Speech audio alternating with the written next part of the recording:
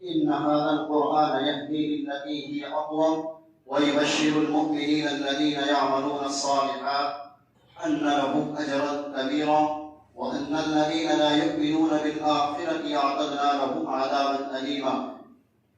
صدق الله مولانا العظيم. وہ معزز تھے زمانے میں مسلمان ہو کر، وہ معزز تھے زمانے میں مسلمان ہو کر، اور ہم خوار ہوئے تارک قرآن ہو کر. زمانہ آج بھی ہے قرآن ہی سے فیض پائے، زمانہ آج بھی ہے قرآن ہی سے فیض پائے گا. مٹے گی ظلمت شب اور سورج جگمگائے گا.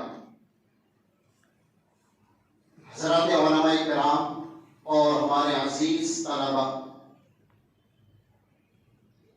ابھی میں نے قرآن کریم کی آیت کریمہ تلاوت کی. اس کا ترجمہ یہ ہے، یہ قرآن اسی راستے کی طرف لے جاتا ہے جو سب سے سیدھا راستہ ہے، اور خوشخبری سناتا ہے ان لوگوں کو جو ایمان لائے، اور ان کے لیے بڑا اجر ہے. اور جو لوگ ایمان نہیں رکھتے ان کے لیے دردناک عذاب ہے. میرے محترم، ارشاد باری تعالیٰ ہے، ذالک الکتاب لا ریب فیہ ھدی للمتقین. یہ ایک کتاب ہے جس میں شک اور شبہ نہیں، ہدایت ہے متقیوں کے لیے. یعنی قرآن شک اور شبہ کا محل نہیں ہے، اس میں شک اور شبہ کی گنجائش نہیں ہے. یہ قرآن ان لوگوں کے لیے ہادی اور رہنما ہے جو قرآن کریم سے ہدایت اور رہنمائی حاصل کرنا چاہتے ہیں. حضور حق سے محمد کو وہ کتاب ملی، حضور حق سے محمد کو وہ کتاب ملی کہ جس سے قسمت نوع بشر چمک.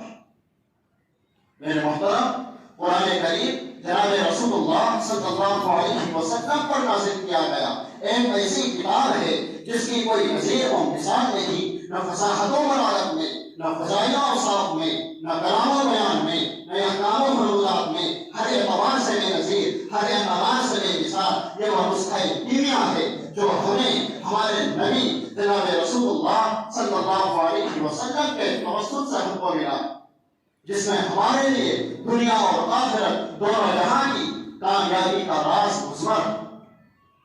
میرے محترم، قرآن کریم میں باطل کی گھسنے کی گنجائش نہ آگے سہیں، نہ پیچھے سہیں، نہ دائیں سہیں،